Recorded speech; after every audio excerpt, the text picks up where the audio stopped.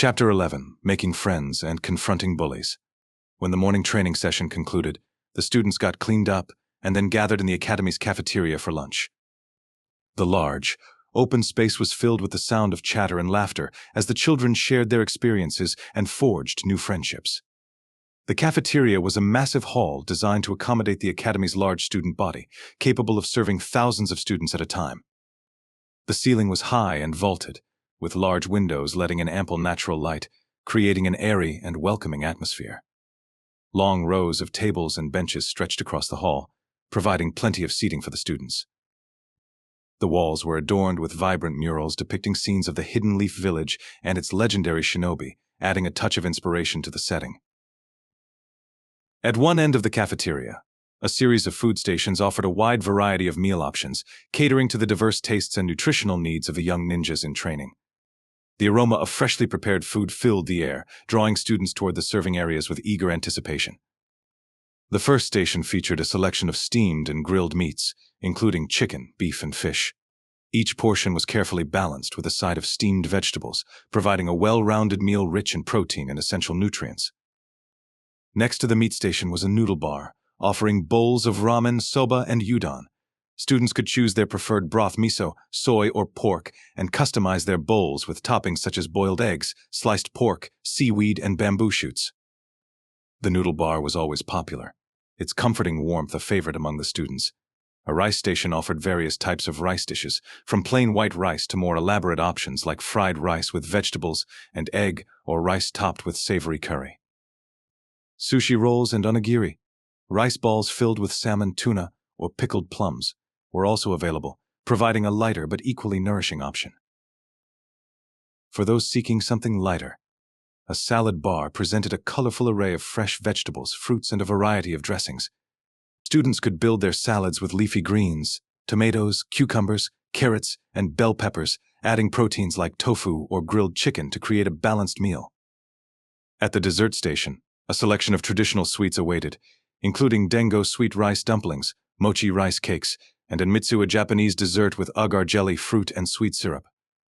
Fresh fruit platters offered a refreshing end to the meal, featuring seasonal fruits like apples, oranges, and berries. Beverage dispensers lined one wall, offering an assortment of drinks such as green tea, barley tea, and water infused with lemon or cucumber. There was also a station for hot soups, with miso soup being a staple, providing a comforting and nutritious option for the students. As the students filled their trays with a variety of foods, the atmosphere in the cafeteria buzzed with energy. The large hall was a hive of chatter and laughter, with kids discussing the morning's training and the new academic curriculum. Kaizen found a spot at a table with some of his classmates. They dug into their meals, and the conversation quickly turned to their experiences. "You did great out there," Kaizen Shiro said, a hint of admiration in his voice. "How do you stay so calm and focused?" Kaizen smiled, taking a bite of his rice ball. "It's all about practice. You have to stay aware of your surroundings and trust your training. Keep pushing yourself, and it'll become second nature." Eiko nodded, her eyes reflecting a newfound determination. "I really need to get better at the balance beams. I always feel like I'm going to fall." "You've already made great progress," Kaizen reassured her. "Just keep practicing, and soon it'll feel natural." Ryu, sitting across from them, sighed dramatically. "Man, this training is intense. I thought I'd be cool with it, but I'm already exhausted." Suki, sitting next to Ryu, patted him on the back. "It's only the first day, Ryu. We'll get used to it." "Just gotta keep pushing ourselves." Kakashi, who had been quietly listening, spoke up. "Kaizen, you have a good way of explaining things. I noticed that during the obstacle course yesterday." Kaizen looked at Kakashi, appreciating the compliment. "Thanks, Kakashi. You were impressive too. Your movements are so precise." "I think we can learn a lot from each other." Kakashi nodded thoughtfully. "Agreed. Let's keep pushing each other to get better." One of the students in Class A, Taro, looked overwhelmed and chimed in. "I can't believe how much we have to learn. It's not just the physical stuff. Did you guys hear all the academic subjects we have to cover?" "Yes," Shiro added. "Hiroshi-sensei said we're doing everything from history to mathematics. And then there's all the strategy and tactics. It's a lot." Eiko sighed. "And genjutsu. I can barely get my head around that." It's like, how do you even know what's real? Kaizen nodded, taking another bite. It's a lot, but it all fits together. The mental stuff helps with the physical, and vice versa. We just have to take it one step at a time. Suki grinned. At least the food is good, right? We'll need all the energy we can get to keep up. Ryu chuckled. Yeah, I'm definitely going back for seconds. This training is no joke. Kaizen turned to Taro, who still looked a bit daunted. Don't worry, Taro. We're all in this together. If you need help with anything, just ask. We'll figure it out. Taro managed a small smile. Thanks, Kaizen. I guess I just need to find my rhythm at another table. Hiroto was deep in conversation with some other students. My family expects a lot from me, he said, his tone serious. But this training, it's on another level. We have to be ready for anything. The students at Hiroto's table nodded at his words. They thought they were pretty talented to get accepted into Class A, but they weren't sure how long they could last with training like this. If the academic portion was just as rigorous then. As they continued to eat, Kaizen engaged with other students from his class at nearby tables, offering tips and encouragement. His friendly nature and genuine interest in their progress helped to strengthen the bonds he was forming. He learned more about his classmates, their backgrounds, and their motivations, attempting to build a network of allies and potential rivals. As the lunch break came to an end, Hiroshi-sensei entered the cafeteria, signaling the students to gather around. Finish up and prepare yourselves, he announced. The afternoon session will begin shortly in Training Dojo 6, and it will be just as challenging as this morning's training. Prepare yourselves and meet me there in the next 10 minutes. The students exchanged glances, a mixture of determination and apprehension in their eyes. As the students gathered their trays and cleaned up, a sense of anticipation hung in the air. Hiroshi's words echoed in their minds, setting the stage for the next phase of their training.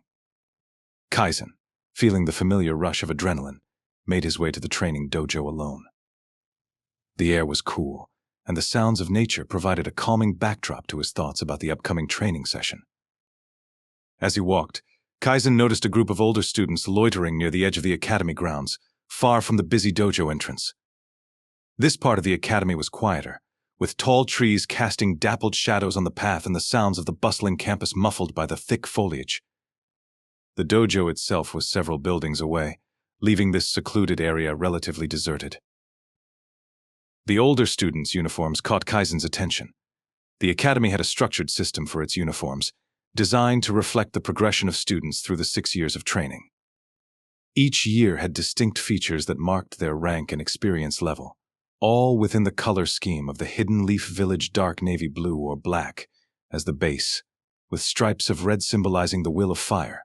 First-year students wore simple dark navy blue or black uniforms with a single red stripe running along the sides of the tunic and pants. The fabric was durable but plain, suitable for the basics of training and daily wear. The uniforms included a short-sleeved tunic, loose-fitting pants, and a belt. The lack of adornment signified their status as new recruits, just beginning their journey as shinobi. Second-year students' uniforms were similar, but had 2 stripes of red running along the sides of the tunic and pants. This small addition signified their advancement and growing experience. By the 3rd year, students donned uniforms with 3 stripes of red and a black vest over their tunic, symbolizing their increased responsibilities and skill level. The vest had multiple pockets for carrying basic ninja tools, reflecting their more advanced training. 4th-year students wore uniforms with 4 stripes of red and a more fitted, reinforced vest that offered better protection and utility. Their attire also included fingerless gloves, which were practical for weapon handling and climbing. 5th-year students had 5 stripes of red and a more intricate design on their uniforms, including reinforced padding on the shoulders and knees. They also wore a bandolier for carrying additional weapons and supplies, signifying their readiness for more complex missions and training.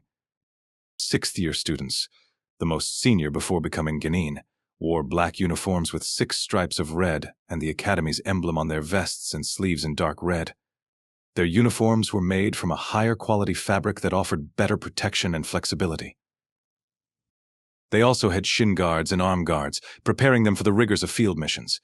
Kaizen and his classmates had not yet received their uniforms. The academy's tailors were still working on crafting them based on each student's size specifications. For now, they wore simple training clothes provided by the academy, which were functional but lacked the distinct features of the official uniforms.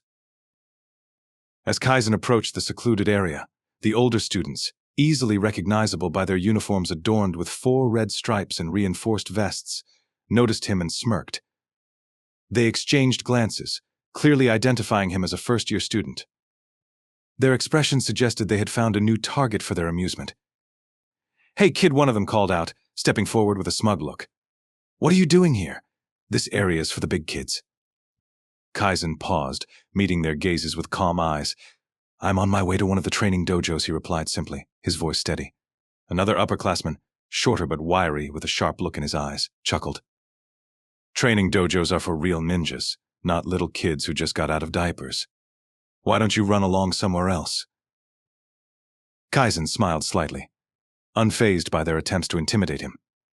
"If that's the case, I guess I'll fit right in. After all, we're all here to train and improve," right? The third upperclassman, a girl with an athletic build and a cold expression, stepped closer, crossing her arms. "You've got a smart mouth for a rookie. How about we see if you can back it up?" Kaizen tilted his head slightly, his expression thoughtful. "Why waste time on meaningless fights? We're all on the same side, aren't we? Shouldn't we be focusing on our training instead of trying to prove who's tougher?" The tall boy sneered, clearly irritated by Kaizen's calm demeanor. "You're not getting it, kid. We decide who belongs here and who doesn't. And you definitely don't." When they saw that their words weren't intimidating him, their irritation turned into anger. The tall boy stepped forward, his hand reaching out to grab Kaizen by the collar. "Maybe you need a lesson in respect." Kaizen's eyes sharpened, his body tensing as he prepared to defend himself. The moment the upperclassman's hand moved to touch him, Kaizen's training from his previous life kicked in. He swiftly sidestepped, grabbing the boy's wrist and twisting it with precision. The technique, a classic Aikido wrist lock, forced the boy to his knees with a yelp of pain, his arm contorted painfully behind his back. The wiry boy reacted immediately, lunging at Kaizen with a punch aimed at his head. Kaizen ducked under the blow and countered with a swift, devastating strike to the boy's solar plexus using his elbow. The boy gasped for air and crumpled to the ground, clutching his stomach. The girl, seeing her comrades down, approached more cautiously, her movements calculated. Kaizen watched her with a calm focus, his mind clear and ready. She feinted a high kick, then aimed a low sweep at his legs. Kaizen anticipated her move, executing a flawless backward handspring to avoid the sweep. As he landed, he sprang forward with a quick jab to her shoulder, using a Wing Chun technique to disrupt her balance. The girl stumbled backward, and Kaizen followed up with a spinning kick, his heel connecting with the side of her head. She crashed to the ground, disoriented and in pain. Kaizen's movements were a blur of precision and power, each strike designed to incapacitate without unnecessary brutality. Hiroshi-sensei, standing at a distance, observed the entire scene with growing astonishment. He had been prepared to step in, if necessary, but what he saw left him speechless. Kaizen was not only holding his own but dominating the fight with a level of skill that belied his age and experience. The tall boy, now recovered, roared in anger and charged at Kaizen again. His face contorted with fury, he swung wildly, aiming a punch at Kaizen's face.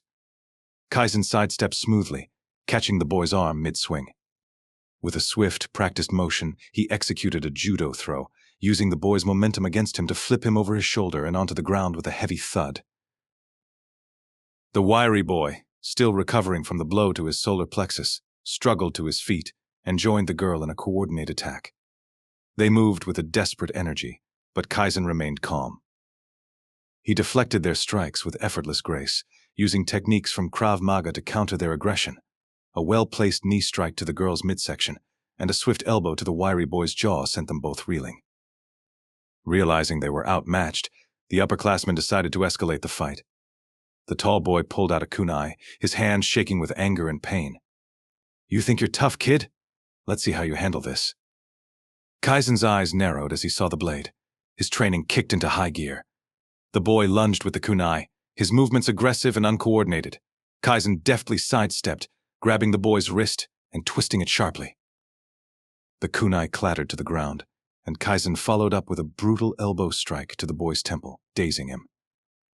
Before the tall boy could recover, Kaizen delivered a devastating knee strike to his sternum, forcing him to the ground with a wheeze. Seeing their comrade incapacitated, the girl and the wiry boy glanced at each other, a silent agreement passing between them. They began forming hand signs, intending to use ninjutsu. Kaizen knew he had to act quickly. He surged forward, his movements a blur.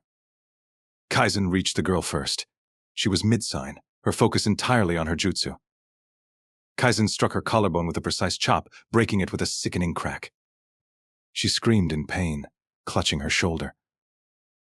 Kaizen followed up with a powerful kick to her knee, dislocating it and sending her crumpling to the ground in agony. The wiry boy managed to complete his hand signs and thrust his hands forward, but Kaizen was already upon him.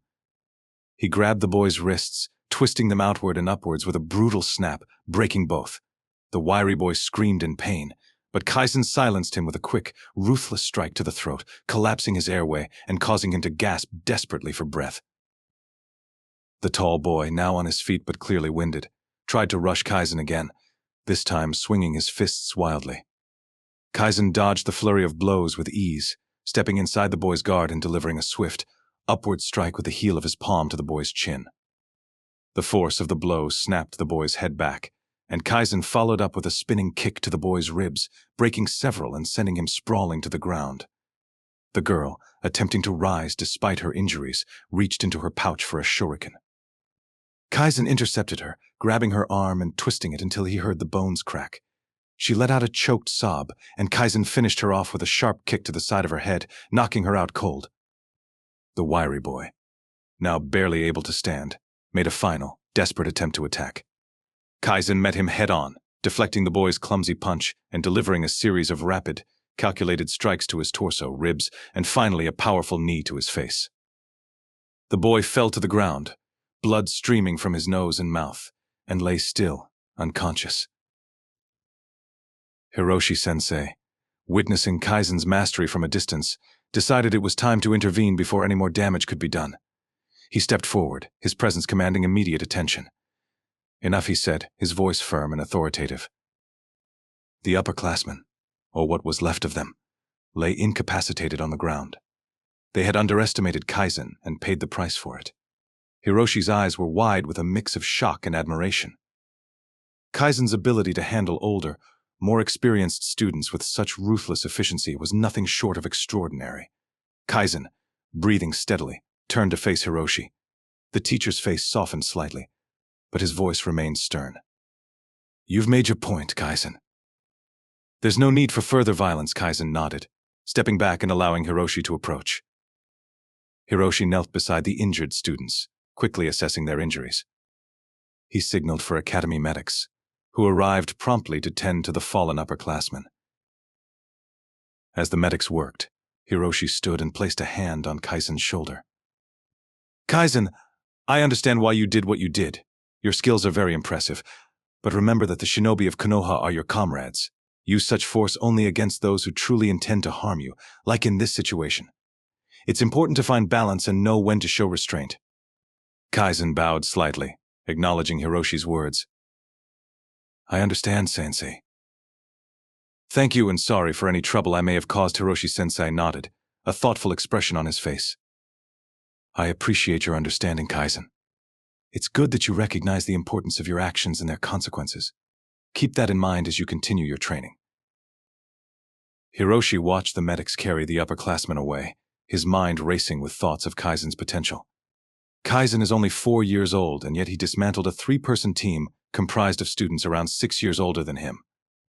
This boy was no ordinary student, he was a prodigy, someone who could shape the future of the village. Hiroshi resolved to mention Kaizen's immense potential when he reported to the Hokage later to discuss the students in his new class. As for Kaizen, he continued on to the dojo, his resolve even stronger. The encounter had only solidified his determination to become the best shinobi he could be. As he stepped into the dojo, he felt a renewed sense of purpose, ready to face whatever challenges lay ahead.